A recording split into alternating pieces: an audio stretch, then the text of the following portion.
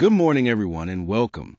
Today, we're diving into a comprehensive overview of applied behavior analysis, or ABA.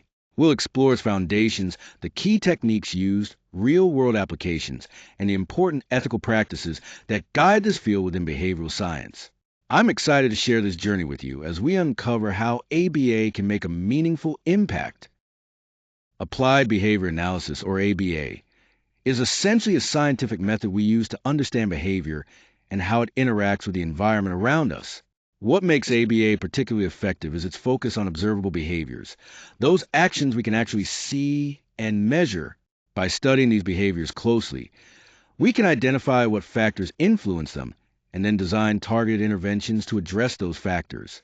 The main goal of these interventions is to enhance behaviors that have real social importance, helping individuals function better in their daily lives.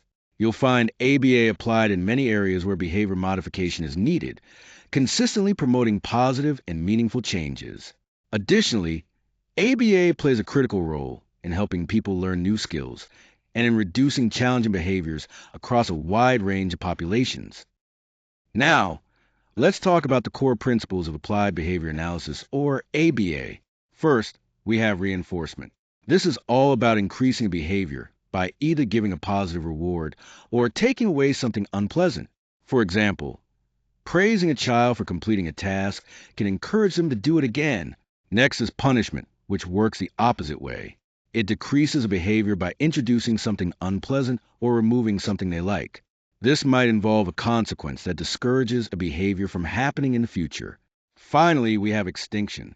This involves reducing a behavior by no longer providing the reinforcement that was previously keeping it going. If a behavior no longer gets attention or rewards, it's less likely to continue.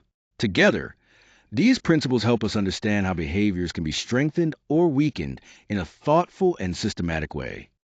Here we have two important types of reinforcement that help shape behavior. First is positive reinforcement. This involves adding something pleasant or rewarding after behavior, which makes it more likely that a behavior will happen again. For example, giving praise when someone completes a task encourages them to keep doing well. On the other hand, negative reinforcement works by removing something unpleasant or annoying after behavior occurs. This also increases the likelihood of that behavior. A common example is turning off a loud noise when the correct response is made, so the person learns to perform the behavior to stop the noise. Both types aim to strengthen behaviors, but they do so in different ways, either by adding a positive stimulus or removing a negative one. Functional behavior assessment, or FBA, is essentially a structured approach to figure out why a particular behavior is happening. It's not just about what the behavior is, but understanding the root causes behind it. The main goal of FBA is to collect detailed information to pinpoint what triggers a behavior, what keeps it going, and specific situations in which it occurs. When conducting an FBA, we focus on three key elements. First, identifying the triggers.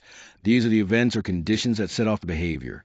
Second, looking at the consequences that actually reinforce or maintain the behavior, meaning what happens after behavior that might encourage it to continue. And third, we consider the environments or context where the behavior takes place, because the setting can have a huge impact. Ultimately, the insights gained from an FBA allow us to create tailored intervention strategies that are more likely to be effective. By understanding the behavior deeply, we can design supports that address its causes rather than just the symptoms. Here, we have two key ABA techniques that are essential for effective learning. First, there's discrete trial training, or DT. This method is very structured and involves breaking down skills into small, clear steps. Each step is taught through repeated, discrete trials, which helps the learner focus and master specific skills one at a time. On the other hand, we have natural environment training, or NET. This technique happens in everyday settings, using natural cues from the environment. It's designed to help learners apply their skills in real-life situations, making the learning more practical and meaningful. Together, DTT and NET work hand in hand. DTT builds the foundational skills with structure and repetition, while NET helps generalize those skills so they can be used naturally throughout the day. This combination really enhances overall learning and encourages positive behavior change. Data collection plays a critical role in applied behavior analysis. It allows us to evaluate how effective our interventions are by providing objective evidence. Practitioners carefully and systematically record various aspects of behavior, such as how often it occurs, how long it lasts, or its intensity. This detailed data is essential because it guides our decision making throughout the intervention process. By closely monitoring progress, we can make timely adjustments to strategies.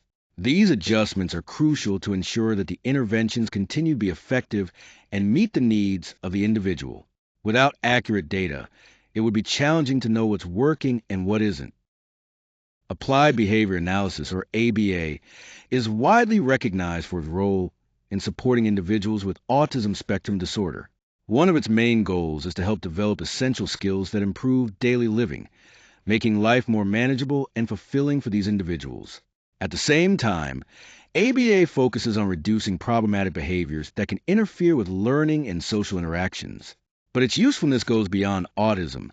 ABA techniques are also applied in education, organizational behavior management, and addressing other behavioral challenges. This versatility highlights just how broadly effective ABA strategies can be in various real-world settings. When practicing ABA, it's essential to follow professional standards that protect the dignity, privacy, and overall well-being of our clients. Respecting client dignity means recognizing and honoring their rights throughout the entire intervention process. Before starting any intervention, we must obtain informed consent to ensure clients or their guardians fully understand and agree to the proposed treatment. Our interventions should always be grounded in solid evidence, so we're delivering effective and ethical care.